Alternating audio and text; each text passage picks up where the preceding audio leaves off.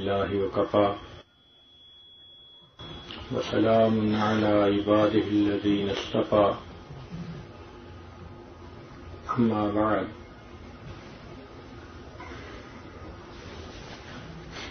أعوذ بالله من الشيطان الرجيم بسم الله الرحمن الرحيم شهر رمضان الذي أنزل فيه القرآن سبحان ربك رب العزة عما يصفون وسلام على المرسلين والحمد لله رب العالمين اللهم صل على سيدنا محمد وعلى آل سيدنا محمد وبارك وسلم اللهم صل على سيدنا محمد وعلى آل سيدنا محمد وبارك وسلم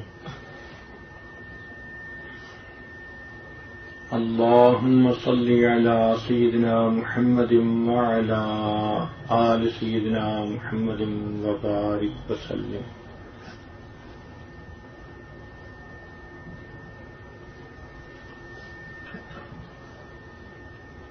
اللہ رب العزت نے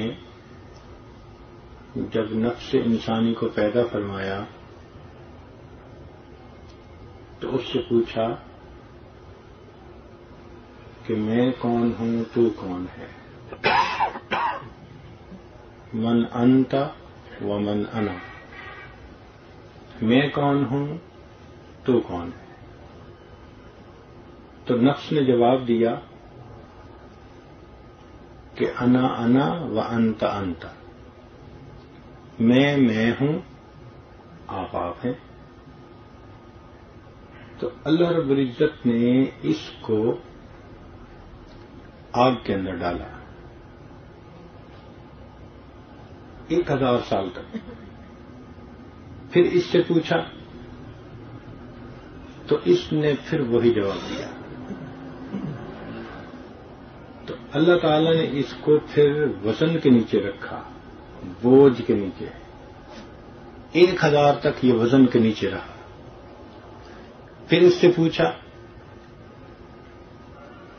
کہ میں کون اور تو کون اس نے کہا میں اور آپ تو پھر اللہ تعالی نے اس پر بھوک پیاس مسلط کی جب بھوک لگی پیاس لگی اور کچھ نہ ملا تو اب اس کے اندر کمزوری آئی لاغر ہوا پھر جب اس سے پوچھا کہ میں کون ہوں اور تو کون ہے کہنے لگا انت خالق و انا مخلوق اے اللہ آپ خالق ہیں اور میں مخلوق ہوں تو یہاں سے پتہ چلا کہ نفس انسانی پر بھوکا اور پیاسا رہنا انتہائی مشکل مجاہدہ ہے چنانچہ نفس کی بیماریوں کو ٹھیک کرنے کے لیے نفس کی مکاریوں کو درست کرنے کے لیے یہ بھوکا اور پیاسا رہنا بہترین علاج ہے چنانچہ حضرت آدم علیہ السلام جب اس دنیا میں تشریف لائے تو ان سے جنت کا لباس بھی لے لیا گیا اور جنت کا حسن و جمال بھی لے لیا گیا ایک مرتبہ انہوں نے پانی میں جب اپنا چہرہ مبارک دیکھا تو اس پر وہ سجاوٹ تو نہیں تھی جو جنت میں تھی یہ تو دنیا کا چہرہ تھا تو انہوں نے پھر تمنا کی کہ اے اللہ مجھے کبھی اس حسن کی جھلک ہی مل جائے کچھ تھوڑی سی ہلکا سا نمونہ تو ان پر اللہ تعالی نے 3 روزے متعین فرمائے جن کو ایام بیض کے روزے کہتے ہیں 13, 14, 15 تاریخ چاند کی یہ تینوں دن وہ ہوتے ہیں جب چاند بھرپور حالت میں ہوتا ہے روشن راتیں ہوتی ہیں تو ان 3 دنوں کے نور نے پھر چہرے کو منور کر دیا. یہ سلسلہ پھر انبیاء کرام میں چلتا رہا. چنانچہ حضرت نوح علیہ السلام نے بھی روزے رکھے، حتیٰ کہ حضرت داؤد علیہ السلام نے تو 1 دن روزہ اور 1 دن افطار اپنی زندگی ایسے بسر کی. اسی لیے اس کو صوم داؤدی کہتے ہیں. حضرت موسیٰ علیہ السلام جب طور پر گئے تو ان کو بھی 40 دن روزے رکھنے پڑے. حضرت عیسیٰ علیہ السلام نے بھی 2 مہینے روزے رکھے. اس امت پر بھی اللہ تعالیٰ نے اسی عبادت کو متعین فرمایا. چنانچہ ارشاد فرمایا یا ایھا الذین آمنوا کتب علیکم الصیام کما کتب علی الذین من قبلکم لعلکم تتقون. اے ایمان والو، تم پر روزوں کو فرض کر دیا گیا جیسے کہ یہ روزے تم سے پہلے والوں پر فرض کر دیے گئے تاکہ تم متقی بن جاؤ. چنانچہ روزوں کا بنیادی مقصد انسان کے اندر گناہوں کا زور ٹوٹے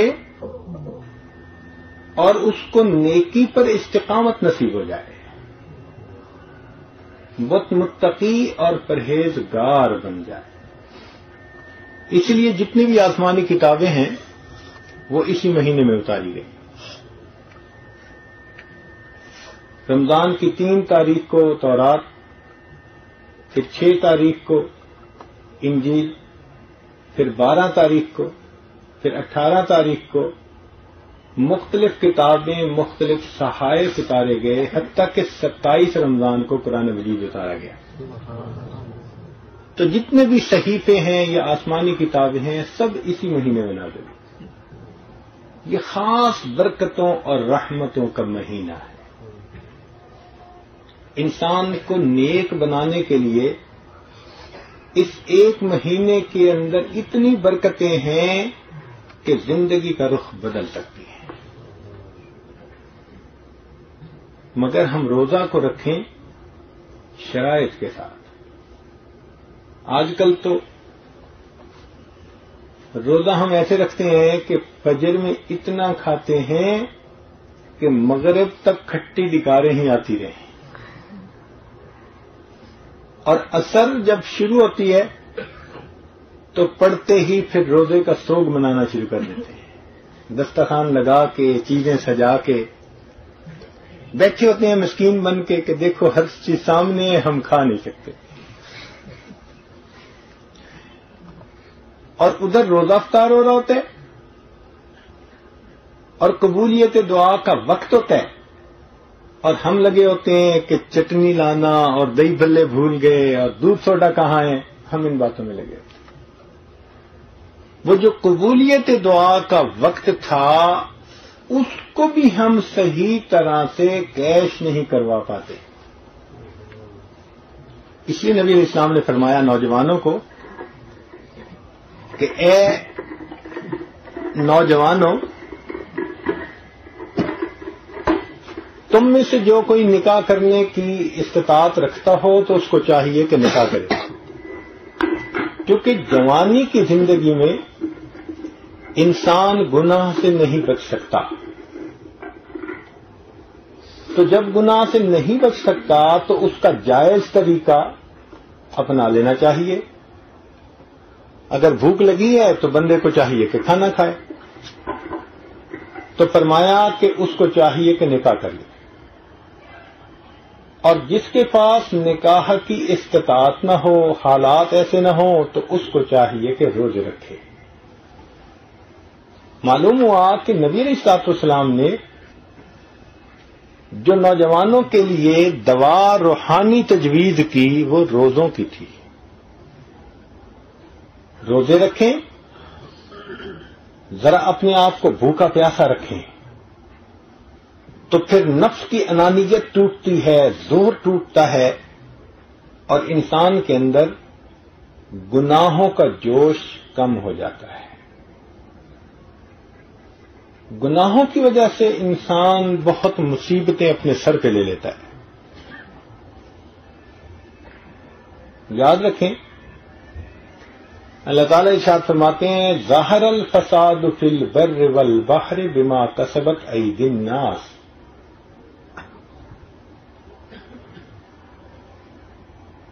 کہ خشکی اور تری میں جو بھی فساد نظر آ رہا ہے وہ انسانوں کے ہاتھوں کی کمائی ہے. برکتیں رک جاتی ہیں، رحمتیں رک جاتی ہیں.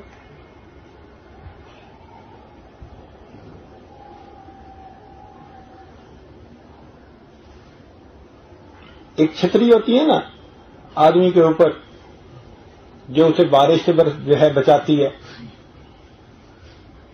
ایسے ہی ہر کلمہ گو کے اوپر اللہ تعالی کی رحمت اور برکت کی چھتری ہوتی ہے. لیکن کچھ لوگوں نے اس چھتری کو الٹا کیا ہوا ہوتا ہے. یہ ٹی وی کی سکرینیں دیکھی ہیں جو اوپر انٹینے لگے ہوتے ہیں. یہ انٹینے کیسے ہوتے ہیں؟ وہ چھتری الٹی پڑی ہوتی ہے. یعنی وہ بتا رہے ہیں کہ ہم نے اللہ تعالی کی رحمت کی چھتری کو الٹا کیا ہوا. نتیجہ کیا ہوتا ہے؟ ایک مصیبت ختم نہیں ہوتی دوسری اوپر سے، وہ ختم نہیں ہوتی تیسری اوپر سے. جتنا بھی بندہ گناہوں کے راستے پہ بھاگ لے بالآخر اللہ تعالیٰ اس کو دنیا میں پریشان کر دیں گے. چنانچہ گناہوں کی وجہ سے اتنا انسان پریشان، سکون نہیں ہے. آج آپ مشرق مغرب شمال جنوب کہیں سفر کر لیں، لوگوں کے پاس مال ملے گا، اچھے گھر ملیں گے، سواریاں ملیں گی، بیوی ہے، اولاد ہے، کارخانے ہیں، عزت ہے، سب کچھ ہے، دل کا سکون نہیں ہے. دل کے سکون سے محروم ہوں گے. کیونکہ گناہوں کے اثرات میں سے ایک اثر یہ بھی ہوتا ہے کہ انسان کے دل کو اللہ تعالیٰ پریشان کر دیتے ہیں. سکون اور اطمینان سے اللہ تعالیٰ دل کو محروم کر دیتے ہیں. چنانچہ آپ اس کو آزما کے دیکھ لیں.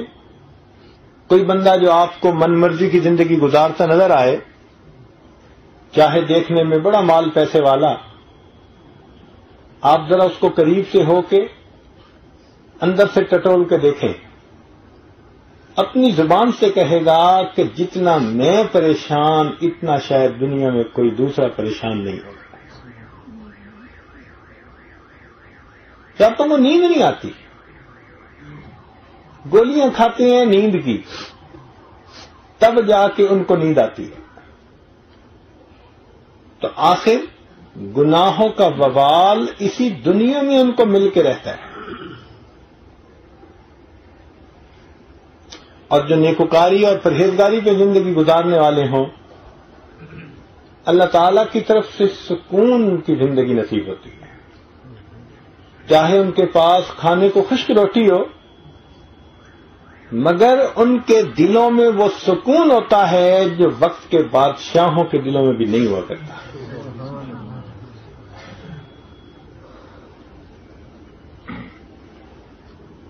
تو گناہوں کی وجہ سے انسان، آج لوگ سمجھتے ہیں اور یہ مجھے پڑوسی نے پریشان کر رکھا ہے، مجھے میرے ٹیچر نے پریشان کر رکھا ہے، اولاد نے پریشان کر رکھا ہے، بیوی نے پریشان کر رکھا ہے، بھائی نے پریشان کر رکھا ہے، کاروبار نے پریشان کر رکھا ہے.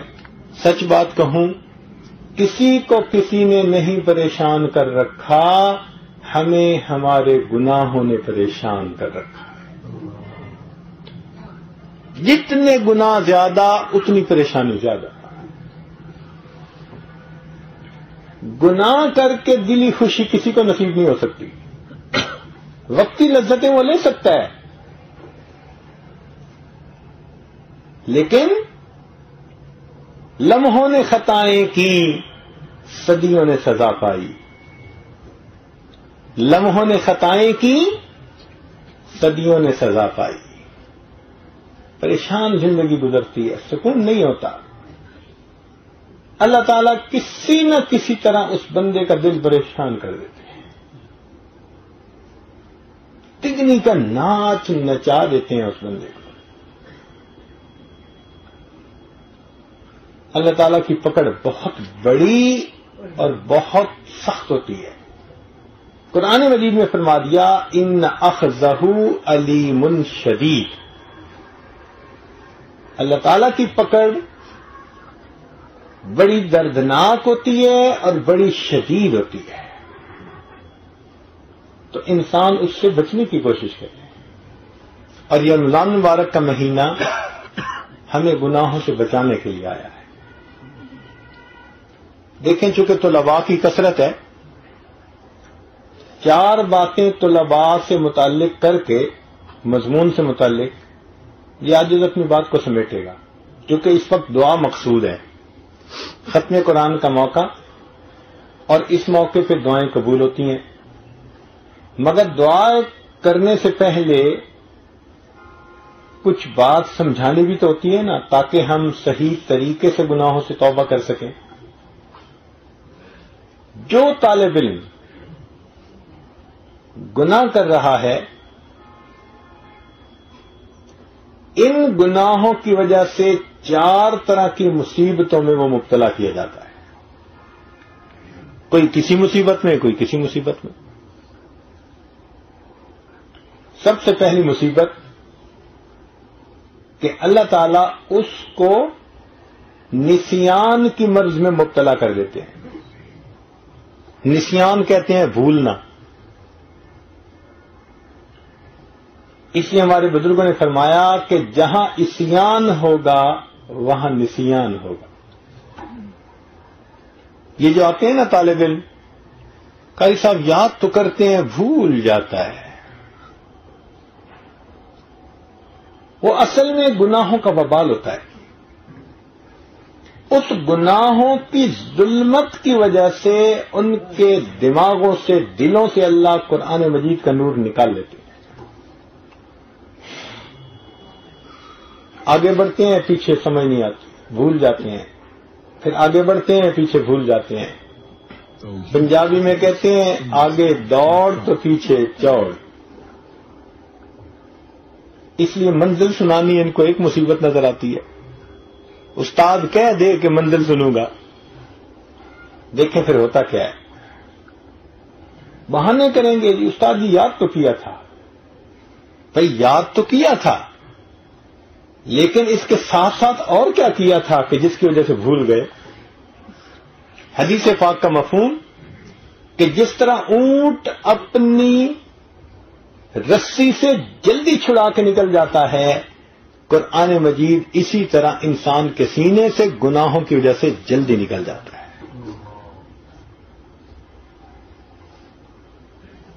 جنید بغدادی رحمۃ اللہ علیہ کا ایک شاگرد تھا، اس نے کہیں غلط نگاہ ڈالی، انہوں نے منع بھی کیا، اس نے کہا نہیں میں نے تو ویسے ہی دیکھا تھا، توبہ نہیں کی۔ توبہ نہ کرنے کا وبال یہ ہوا کہ 20 سال کے بعد قرآن مجید بالکل ہی اس کے سینے سے نکل گیا، قرآن مجید بھول گیا۔ مجھے ایک طالب علم ملا جس نے دور حدیث کیے ہوئے 9 سال گزر چکے تھے، وہ طالب علم ہی ہے نا، دور حدیث کیے ہوئے کتنا عرصہ گزر چکا؟ قرآن مجید کا حافظ، اور 9 سال میں اس نے ایک دفعہ ناظرہ بھی قرآن مجید مکمل نہ پڑھا۔ ایسی محرومی ہو جاتی ہے۔ حافظ قرآن ہو، دور حدیث کیا ہوا ہو، 9 سال کے 9 رمضانوں میں ایک مرتبہ بھی ناظرہ قرآن مجید پڑھنے کی توفیق نہ ہوئی۔ یوں اللہ تعالیٰ قرآن مجید سے محروم کر دیتے ہیں بندے کو۔ تو اکثر تو بھول جاتے ہیں، جو کچھ یاد رکھتے ہیں وہ بھی بس دھکا سٹارٹ۔ یہ دھکا سٹارٹ ہی ہوا نا کہ آگے ایک آیت پڑھ کے چپ کھڑے ہو گئے، اب پیچھے سے سامنے نے دھکا دیا، چلو بھائی آگے۔ تو دھکا سٹارٹ بن کے قرآن پاک سنا پاتے ہیں. کوئی رکعت نہیں ہوتی جس میں نہ بھولے. اس کا کیا مطلب؟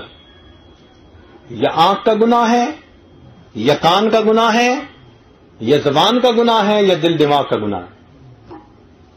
کوئی نہ کوئی وبال ہے جس کی وجہ سے یہ کیفیت ہو گئی.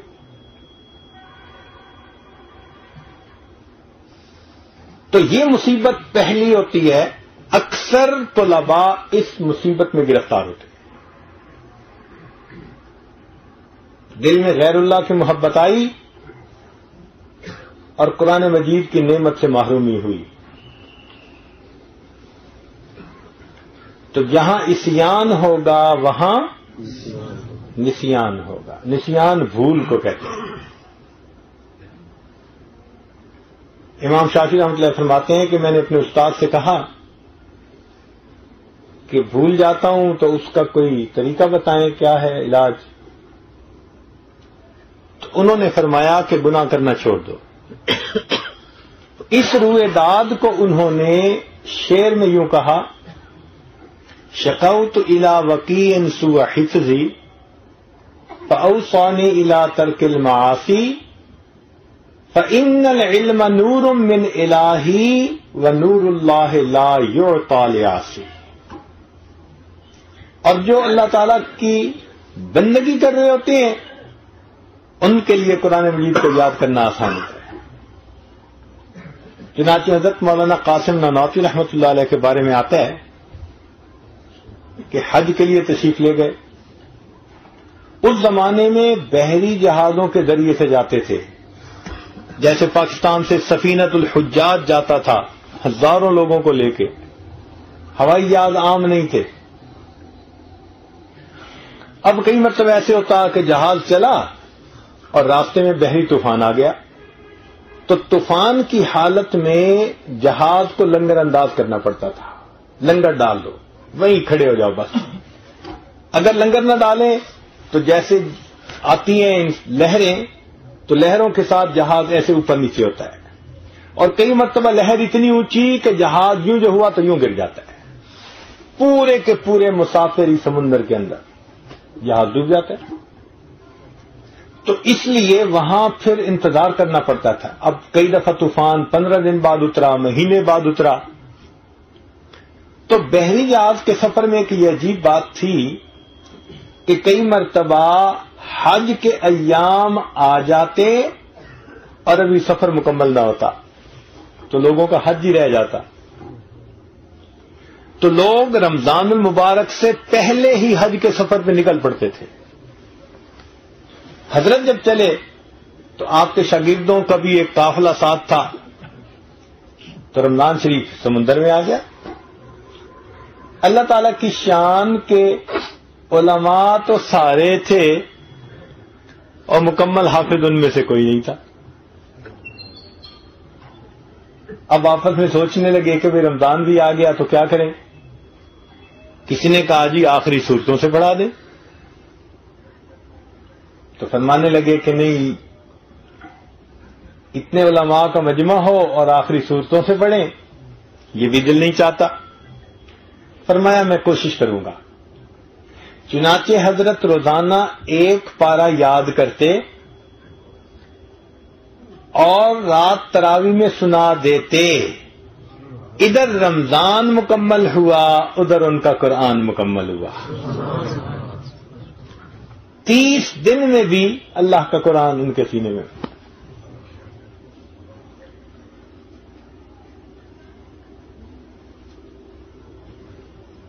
تو اگر تقویٰ ہو، پرہیزگاری ہو، نیکوکاری ہو تو قرآن مجید کو یاد کرنا آسان ہوتا ہے.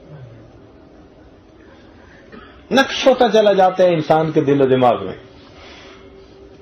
اور اگر گناہ ہو تو یاد کیا وہی بھول جاتا ہے. وہ طوطے کی طرح رٹنے والی بات ہوتی ہے. طوطا رٹ رہا ہوتا ہے مگر اس کی زبان سے نیچے کچھ نہیں جاتا، وہ زبان تک ہی ہوتا ہے. کسی نے طوطا پالا تھا تو اس کو اللہ اللہ کا لفظ سکھایا لوگ دور دور سے دیکھنے آتے کہ جی طوطا اللہ اللہ کا لفظ بولتا ہے. ایک دن یہ آدمی غسل خانے میں نہانے گیا تو اچانک اس نے طوطے کی ٹی ٹی کی آواز سنی. جب ذرا جلدی میں باہر آیا کپڑے پہن کے تو دیکھا کہ بلی اس کے طوطے کو پکڑ کے لے گئی. بڑا اس کو افسوس ہوا.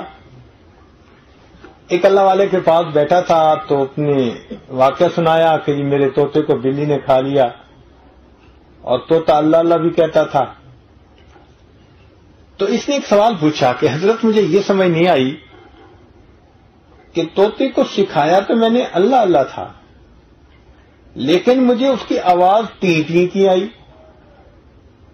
تو اللہ والوں نے اس کو بات سمجھائی. انہوں نے کہا دیکھو بھائی آپ نے جو اس کو اللہ اللہ سکھایا تھا اس کی زبان پہ اللہ کا لفظ تھا, اس کے دل میں ٹی ٹی تھی, اور موت کے وقت وہ کچھ نکلتا ہے جو دل میں ہوتا ہے, جو زبان پہ ہوتا ہے وہ کام نہیں آتا. تو بعض طلباء ایسے ہی ہوتے ہیں, ان کی زبان پہ اللہ کا قرآن ہوتا ہے اور ان کے دل میں مخلوق کی محبت کی ٹی ٹی ہوتی ہے. نتیجہ کیا نکلتا ہے کہ بالآخر وہ اندر کی ٹی ٹی غالب آ جاتی ہے.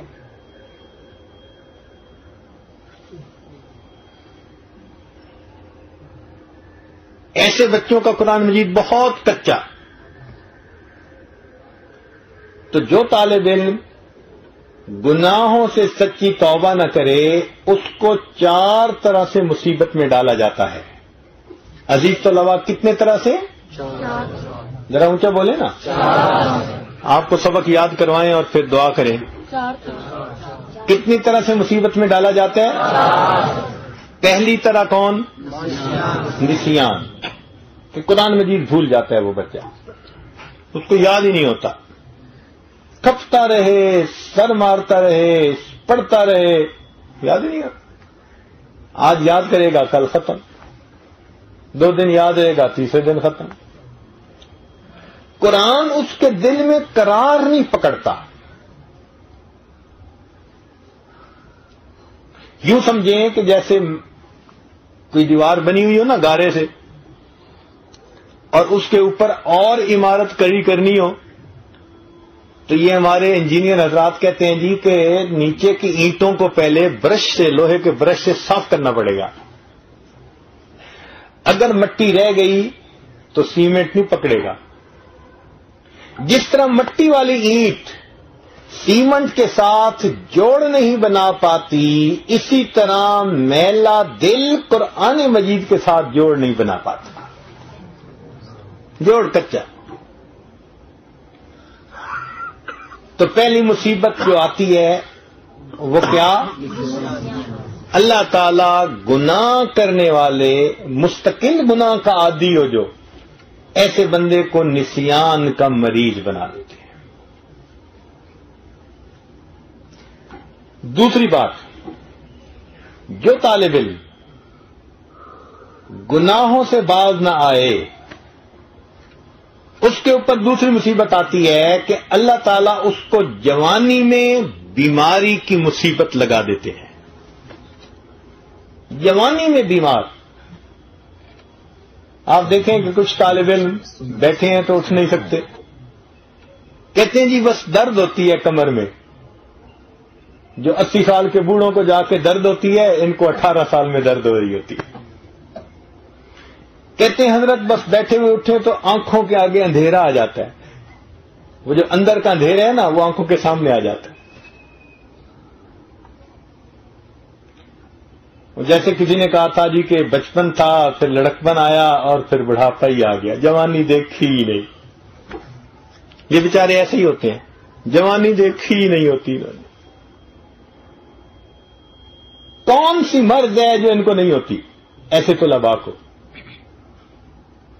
روز بیمار, روز کی چھٹی, قاری صاحب تھک جاتے ہیں پوچھ پوچھ کے, سمجھا سمجھا کے, ہڈیوں کا ڈھانچہ بنے ہوتے ہیں. دیکھنے سے صاف پتہ چلتا ہے کہ کوئی ٹی بی کا مریض اٹھ کے واپس آ گیا ہے.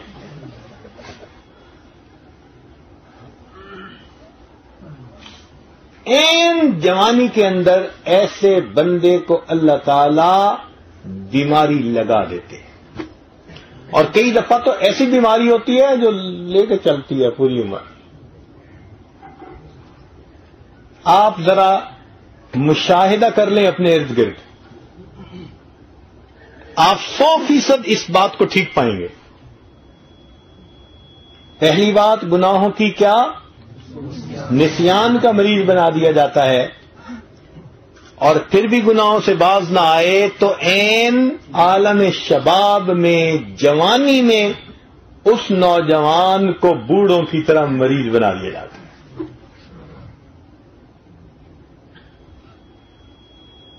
دیکھنے میں نوجوان مگر اندر سے کھوکھلا، جیسے دیمک چاٹ لیتی ہے نا، ایسے اس کی جوانی کو گناہ چاٹ لیتے۔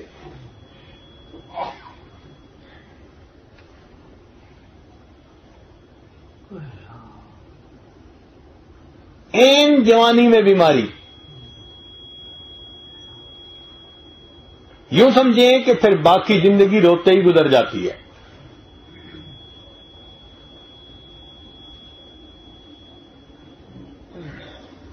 کبھی تو ڈپریشن کا مرض ہو جاتا ہے ان کو، مایوسی کی بیماری۔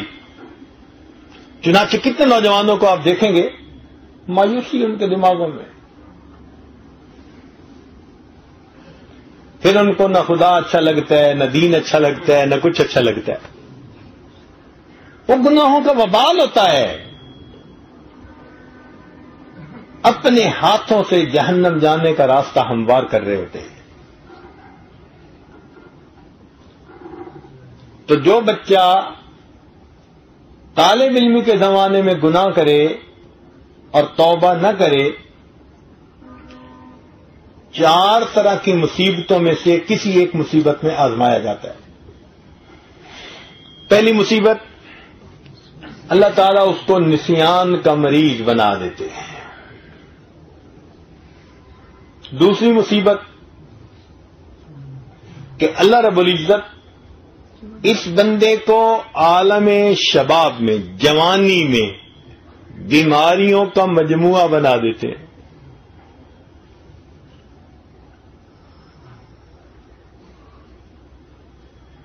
جوانی میں بوڑھا بن کے پھر رہا ہوتا ہے،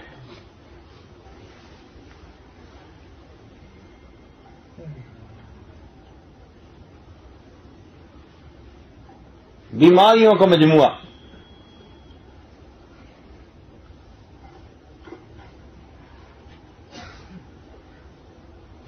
تیسری مصیبت کہ اللہ رب العزت اس کو کسی دنیا دار بندے کا ماتحت بنا دیتے ہیں۔ اللہ تعالیٰ اس کو کسی نہ کسی دنیا دار بندے کا ماتحت بنا دیتے ہیں، ان کے سامنے اس کو رسوا کرتے ہیں۔ ہے قرآن والا مگر دنیا داروں کے پیچھے پھر رہا ہوتا ہے۔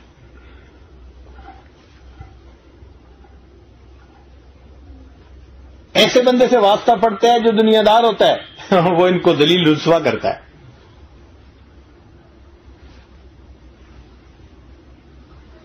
کہیں دکان پہ پہنچ گئے، کہیں دفتر پہنچ گئے، کہیں سکول پہنچ گئے، اور آگے سے ہیڈ ماسٹر صاحب ایسے مل گئے، وہ ان کو تگنی کا ناچ نچاتے ہیں۔ قرآن اس کو عزتیں دینے آیا تھا، کیونکہ اس نے قرآن کے انوارات کو سنبھالا نہیں، اب اللہ تعالیٰ دنیا میں اسے رسوا کر رہے۔ تو شیطان کے پیچھے چلتا تھا، نفس کی حق جو ہے نا وہ مکاریوں پہ عمل کرتا تھا، چل ہم تجھے دنیا دار کے ماتحت کر دیتے ہیں۔ یوں سمجھیں کہ اللہ تعالیٰ اس بندے کو بے قدروں کے حوالے کر دیتے ہیں، کیونکہ اس نے قرآن مجید کی قدر نہ کی، لہذا اللہ تعالیٰ ایسے بندے کو بے قدروں کے حوالے کر دیتے ہیں۔ ٹٹ فار ٹیٹ، عدلے کا بدلہ، کیسی کرنی ویسی بھرنی، نہ مانے تو کر کے دیکھ، جنت بھی ہے دوزخ بھی ہے، نہ مانے تو مر کے دے۔ تو تین مصیبتیں کون سی؟ پہلی نسیان کی بیماری لگ جاتی ہے۔ دوسری بیماری کون سی؟ عالم شباب میں بیماریوں کا مجموعہ بن جاتا ہے۔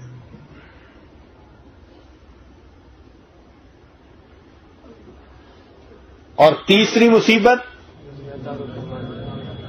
اللہ تعالیٰ اس کو بے قدروں کے حوالے کر دیتے ہیں، دنیا داروں کے حوالے کر دیتے ہیں، دھکے کھاتا پھرتا ہے، رسوا ہوتا پھرتا ہے۔ یہ سزا ہوتی ہے اللہ تعالیٰ کی طرف سے۔ اور چوتھی مصیبت کہ اللہ تعالیٰ اس کو ویران بے آباد جگہوں پہ بٹھا دیتے ہیں۔ مسجد ہے تو نمازی نہیں، مدرسہ ہے تو شاگرد نہیں، گھر ہے مگر دین کا تعلق رکھنے والا کوئی بندہ نہیں۔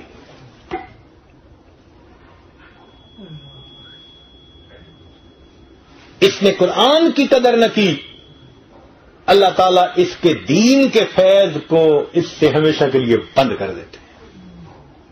دیکھا نہیں کتنے نوجوان ہوتے ہیں، خود ہی مؤذن، خود ہی مکبر، خود ہی امام اور خود ہی مقتدی، پیچھے کوئی بھی نہیں ہوتا۔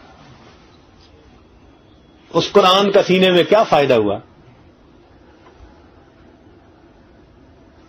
مدرسہ بنا کے بیٹھ جاتے ہیں اور قریب آنے والا کوئی نہیں ہوتا۔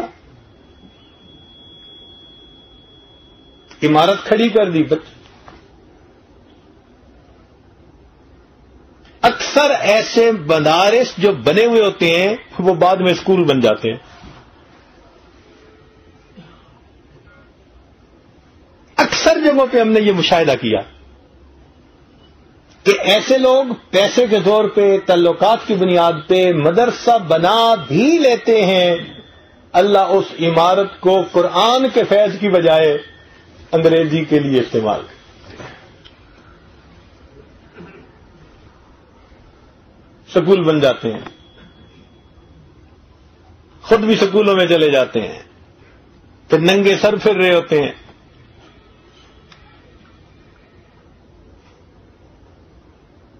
تو چار طریقوں میں سے کسی نہ کسی ایک طریقے کے ذریعے اللہ تعالیٰ ایسے بندوں کو سزا دیتے ہیں کیونکہ اس نے قرآن مجید کی تعلیم پانے کے دوران گناہوں سے اجتناب نہ کیا۔ اور جو بندہ گناہوں سے اجتناب کرتا ہے، قرآن کی وجہ سے اللہ تعالیٰ اس بندے کو عزتیں عطا فرماتے ہیں۔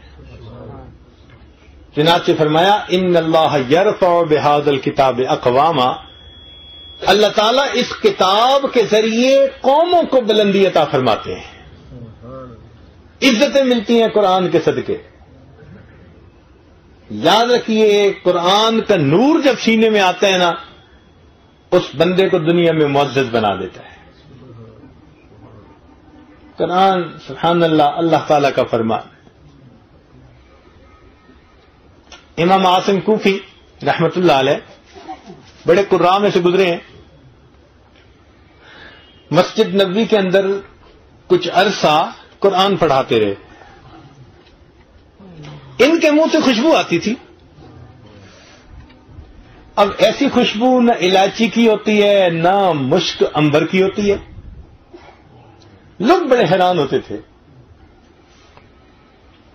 بڑے حیران ہوتے تھے۔ تو کسی نے ان سے پوچھا کہ حضرت آپ کے منہ سے ایسی خوشبو آتی ہے جو کسی چیز میں ہم نے نہیں سونگھی، اگر آپ بتا دیں تو ہم بھی اپنے منہ میں وہی چیز رکھا کریں۔ تو انہوں نے فرمایا کہ یہ کسی چیز کے رکھنے کی وجہ سے نہیں آتی۔ اس نے کہا چیز کے رکھنے کی وجہ سے نہیں آتی تو کیسے آتی ہے؟ بندہ قریبی تھا، انہوں نے راز کھول دیا۔ فرمانے لگے کہ ایک رات خواب میں نبی علیہ الصلوۃ والسلام کی زیارت نصیب ہوئی تو نبی علیہ السلام نے مجھے دیکھ کر خوش ہو کے فرمایا کہ عاصم تو سارا دن قرآن پڑھتا پڑھاتا رہتا ہے، مجھے اتنا پیارا لگ رہا ہے کہ لاؤ میں تمہارے منہ کو بوسہ دوں۔ خواب میں نبی علیہ السلام نے میرے ہونٹوں کو بوسہ دیا، اس وقت سے میرے منہ میں سے خوشبو آتی۔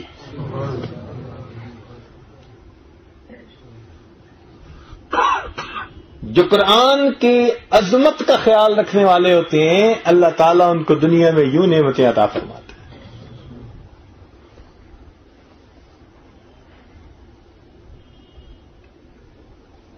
تو ہم اگر قرآن مجید کا احترام کریں اور اس بابرکت کتاب کی وجہ سے گناہوں سے ہم بچنے کی کوشش کریں، یہ قرآن ہمیں دنیا میں عزتیں دے گا، عزتیں عطا کرے، برکتیں عطا کرے۔ چنانچہ عمر رضی اللہ عنہ کا مشہور واقعہ ہے، فوج کے ساتھ جا رہے تھے مکہ مکرمہ کی پہاڑیوں پہ، ایک جگہ کھڑے ہو کر نیچے دیکھنے لگ گئے، سخت دھوپ تھی۔ لوگوں نے کہا کہ حضرت کیا بنا، آپ کی وجہ سے اتنے لوگ دھوپ میں کھڑے ہیں؟ فرمایا میں نیچے وادی کو دیکھ رہا ہوں جہاں اسلام لانے سے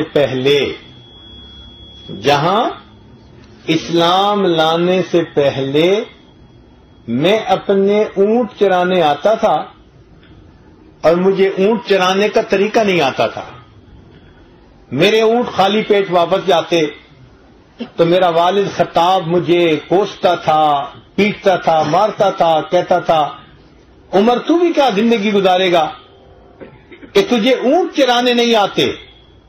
میں آج اپنے اس وقت کو یاد کر رہا ہوں کہ جب عمر کو اونٹ چرانے نہیں آتے تھے، اور آج اس وقت کو یاد کر رہا ہوں جب اسلام اور قرآن کی برکت سے اللہ نے عمر کو امیر المومنین بنا دیا ہے۔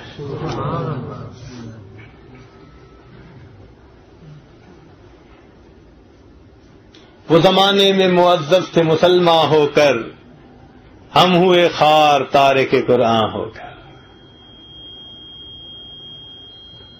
اسی لیے چونکہ گناہوں سے بچتے نہیں، خشیت نہیں ہوتی، قرآن پڑھتے ہیں دل پہ اثر کوئی نہیں ہوتا۔ صحابہ کرام قرآن مجید سنتے تھے، ان کے دل پہ تاثیر ہوتی تھی۔ قرآن مجید نے گواہی دی وَإِذَا سَمِعُوا مَا أُنزِلَ إِلَى الرَّسُولِ تَرَىٰ أَعْيُنَهُمْ تَفِيضُ مِنَ الدَّمْعِ مِمَّا عَرَفُوا مِنَ الْحَقِّ۔ دیکھا جب دل صاف ہوتا ہے تو قرآن یوں دلوں پہ اثر کر لیتا ہے۔ تو دعا ہے اللہ تعالی ہمیں گناہوں سے مکمل پرہیز کرنے کی توفیق عطا فرمائے، قرآن مجید کے انوارات سے ہمارے سینوں کو منور فرمائے، اور آج کی یہ محفل چونکہ ختم قرآن کی محفل ہے، لہذا دعا ہے اللہ تعالی ہمارے پچھلے گناہوں کو معاف فرمائے، آئندہ نیکوکاری کی زندگی نصیب فرمائے۔ مبارک ہے ان قاری صاحب کو جنہوں نے قرآن مجید سنایا، ماشاءاللہ ہر سال وہ روزانہ 3 پارے سناتے ہیں اور 10ویں دن قرآن مجید مکمل پڑھ لیتے ہیں۔ امام اعظم ابو حنیفہ رحمۃ اللہ علیہ کا بھی معمول یہی تھا، ہمارے بہت سارے بزرگ گزرے ان کا یہی معمول رہا۔ الحمدللہ کہ بہت سالوں سے ہمارے دوست احباب یہ عمل جاری رکھے ہوئے ہیں، جو بھی سنانے والے تھے یا سننے والے تھے یا آج کی اس محفل میں شامل ہونے والے ہیں، اللہ تعالیٰ سب کی دلی مرادوں کو قبول فرمائے۔ وآخر دعوانا ان الحمدللہ رب العالمین۔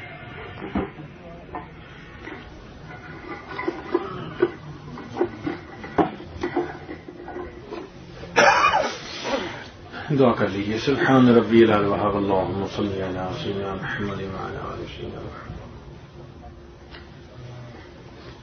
ربنا ظلمنا انفسنا وان لم تغفر لنا وترحمنا لنكونن من الخاسرین۔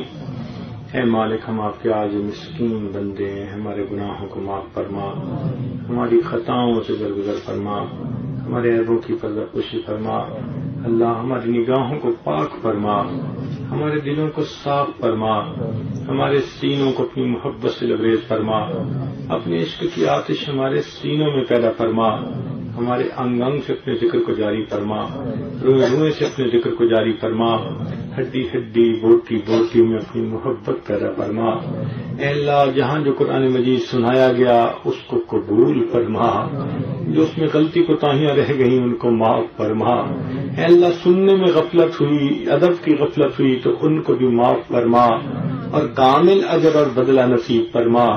میرے مولا بیماروں کو شفا عطا فرما، بے اولادوں کو نیک اولاد عطا فرما، صاحب اولاد ہیں ان کی اولادوں کو نیکوکار بنا، فرما بردار بنا، ماں باپ کی آنکھوں کی ٹھنڈک بنا، جن گھروں میں جوان بچے بچیاں موجود ہیں ان بچوں کے مستقبل کو روشن فرما، ماں باپ کے لیے فرض ادا کرنے آسان فرما۔ اے اللہ ہمیں حاسدوں کے حسد سے محفوظ فرما، اے اللہ ہمیں دوستی کے رنگ میں دشمنی کرنے والوں سے بھی محفوظ فرما۔ رب کریم اپنی رحمت کی ٹھنڈی چھاؤں نصیب فرما۔ اے اللہ ہماری ان دعاؤں کو اپنی رحمت سے قبول فرما۔ میرے مولا رمضان مبارک کا مہینہ ہے، اے اللہ رحمتوں کا وقت ہے، اے اللہ ختم قرآن کا موقع ہے، اور آپ کے پیارے محبوب صلی اللہ علیہ وسلم نے فرمایا کہ اس موقع پہ دعائیں قبول ہوتی ہیں۔ اے مولا ہماری دعائیں قبول کر لیجیے، ہمارے ساتھ درگزر کا معاملہ کر دیجیے۔ اے اللہ ہمیں مصیبتوں سے بچا لیجیے، اے اللہ ہمیں مصیبتوں سے بچا لیجیے، اے اللہ ہمیں نسیان سے بچا لیجیے۔ رب کریم ہمیں دنیا دار بے قدروں سے بچا لیجیے، اے اللہ ہمیں امراض سے بچا لیجیے، اے اللہ ہمیں بے آباد زندگیوں سے بچا لیجیے۔ اللہ اپنی رحمتوں والی زندگی عطا فرما دیجیے، میرے مولا پریشانیوں کو دور کر دیجیے۔ اے اللہ اس وقت امت مسلمہ بہت پریشان ہے، پریشانیوں کو دور فرما۔ اے اللہ ہمارے ملک میں زلزلہ کی وجہ سے جو آفت آئی، اللہ ان آفت زدگان کی مدد فرما۔ جو فوت ہو گئے اللہ ان کو قیامت کے دن اپنے محبوب کا قرب نصیب فرما، اور جو زندہ ہیں اللہ ان کو اللہ اپنی مدد اپنی نصرت شامل حال فرما۔ اے اللہ آئندہ کچھ عرصے میں پھر زلزلہ آنے کی لوگ جو ہے وہ خبریں سنا رہے ہیں، اللہ ہماری اوپر رحمت فرما، ان مصیبتوں سے محفوظ فرما۔ اے اللہ ہم جانتے ہیں یہ ہمارے گناہوں کا وبال ہے، میرے مولا ہم آپ کے بندے ہیں، اللہ اپنے گناہوں پہ نادم ہے، شرمندہ ہے، اللہ ان مصیبتوں سے بچا لیجیے، اللہ ان مصیبتوں سے بچا لیجیے۔ رب کریم جن گھروں میں ایک آدمی زندہ رہا باقی سب فوت ہو گئے، اس کے دل پہ کیا گزر رہی ہوگی۔ اے اللہ ہمارے ایک ساتھی ہیں ان کے قریبی رشتہ داروں میں سے 300 مرد عورتیں فوت ہو گئے اس زلزلے میں، اے اللہ ان کا دل کتنا غمزدہ ہوگا، میرے مولا ہمیں بچا لینا، آزمائشوں سے بچا لینا، اے اللہ امتحانوں سے بچا لینا۔ رب کریم ہمیں اپنی سزاؤں سے بچا لینا، اے اللہ قرآن مجید کی برکت سے ہمیں بچا لینا۔ اے اللہ ہم گناہگار ہیں اور اپنے گناہوں کا اقرار کرتے ہیں، مگر میرے مولا ہم آپ سے معافی کے طلبگار ہیں۔ اللہ جب کوئی معافی مانگنے آپ کے دروازے پہ آ جاتا ہے آپ بڑے رحیم ہیں، بڑے قریب ہیں، اسے معاف فرما دیتے ہیں۔ اللہ اپنے بندوں کو معاف فرما دیجیے۔ اے اللہ آج کی اس محفل میں ہم سب سچی توبہ کرتے ہیں، اللہ ہماری توبہ قبول کر لیجیے، اللہ ہماری توبہ قبول کر لیجیے، اللہ ہمیں اپنے در سے دھکے نہ دیجیے، اللہ ہمیں اپنے در سے خالی نہ اٹھائیے۔ اے اللہ اس محفل پر اپنی خصوصی رحمت نازل فرما، اے اللہ اس محفل پر اپنی خصوصی رحمت نازل فرما، اے اللہ اس دارالعلوم پر اپنی خصوصی رحمت نازل فرما، اے اللہ جتنے اہل محلہ ہیں سب پر اپنی خصوصی رحمت نازل فرما، اہل شہر پر اپنی خصوصی رحمت نازل فرما، اس ملک پر اپنی رحمت نازل فرما۔ اے اللہ ہمیں آزادی کی قدر کرنے کی توفیق عطا فرما، پوری دنیا میں جہاں جہاں بھی مسلمان ہیں اللہ سب کی پریشانیوں کو دور فرما، میرے مولا ہمارے تینوں حرم کی حفاظت فرما۔ رب کریم ہمیں بار بار اپنے گھر کا دیدار عطا فرما اور اپنے پیارے محبوب صلی اللہ علیہ وسلم کے در کی حاضری نصیب فرما۔ اے اللہ ہمیں عالم حافظ قرآن بنا، قاری قرآن بنا، عالم قرآن بنا، عامل قرآن بنا، اے اللہ ہمیں ناشر قرآن بنا، داعی قرآن بنا، اے اللہ ہمیں عاشق قرآن بنا، قرآن مجید کو ہمارے دلوں کی بہار بنا، اور ہمیں دن اور رات کے مختلف حصوں میں اس کی تلاوت کرنے کی توفیق عطا فرما۔ اے اللہ جو بھی ہم سے غلطی کوتاہیاں ہوئی ان کو معاف فرما۔ رب کریم آپ کے پیارے محبوب صلی اللہ علیہ وسلم نے فرمایا جس محفل میں قرآن مکمل ہو اس وقت اس حافظ کی دعائیں، اس پڑھنے والے کی دعائیں قبول ہوتی ہیں۔ اے اللہ وہ پڑھنے والے بھی دعائیں کر رہے ہیں اور باقی سارے لوگ بھی دعائیں کر رہے ہیں، کیونکہ ایک ہی وقت میں دعا کا یہ عمل ہو رہا ہے۔ اے اللہ ان کی بھی دعاؤں کو قبول فرما اور ان کی برکت سے ہماری بھی دعاؤں کو قبول فرما۔ رب کریم بچہ پریشان ہوتا ہے ماں باپ کی طرف دوڑتا ہے، بندہ پریشان ہوتا ہے پروردگار کی طرف لوٹتا ہے۔ اے بے کسوں کے دستگیر، اے ٹوٹے دلوں کو تسلی دینے والے، اے خالی جھولیوں کو بھر دینے والے، اے خطاکاروں کی گناہ خطاؤں کو معاف کر دینے والے، اے اللہ ہم میں اتنی ہمت نہیں کہ ہم آپ کے در کو دھکے کھا کے واپس چلے جائیں۔ اے اللہ ہم نے در در کے دھکے کھائے ہیں، اب آپ کے در پہ آئے ہیں آپ کو منانے کے لیے۔ اللہ آپ کو منانے کے لیے میرے مولا مان جائیے، ہمیں اپنے در سے خالی نہ لوٹائیے۔ اللہ رمضان کے مہینے میں محروم نہ فرمائیے۔ اے اللہ آپ کے محبوب سنت کے لیے دعائیں مانگتے رہے، یہ وہی امت ہے آج پریشان ہے۔ میرے مولا آج تو کافر بھی ہماری حالت پہ ہنستے ہیں، ٹھٹے اڑاتے ہیں، مسکراتے ہیں۔ میرے مولا کلمہ پڑھنے والے آج پریشان حال ہے۔ اللہ کتنے معصوم بچے ہیں جو ٹھنڈی ہواؤں میں آج جو ہے باہر کھیتوں میں بیٹھے ہوئے ہیں، ان کی مائیں ان کو گودوں میں لیے ہوئے ہیں، ان کے پاس چھت نہیں، کمبل نہیں، کھانے کو روٹی نہیں، پینے کو پانی نہیں، زخمی ہیں ان کے پاس دوائیں نہیں۔ میرے مولا کلمہ گو بندوں کی مدد فرما لیجیے، اللہ رحمت کا معاملہ فرمائیے۔ اللہ ہمیں کافروں کے سامنے رسوا نہ کیجیے، اللہ ہمیں کافروں کے سامنے رسوا نہ فرمائیے۔ اللہ اپنے بندوں پر مرحمت فرما، مدد شامل حال فرما۔ اے اللہ پریشانیوں کو دور فرما اور جو آنے والی اللہ مصیبتیں ہیں ان کو دور فرما اور ان سے ہمیں محفوظ فرما۔ میرے مولا جو مانگا وہ بھی عطا فرما، جو مانگنا چاہیے تھا ہم نہیں مانگ سکے میں وہ بھی عطا فرما۔ ربنا تقبل منا، اے اللہ ہمارے والدین عزیز اقارب مشائخ جو فوت ہو چکے ان کی مغفرت فرما اور جن کی آپ نے مغفرت کر دی قرب کے اعلیٰ درجات عطا فرما۔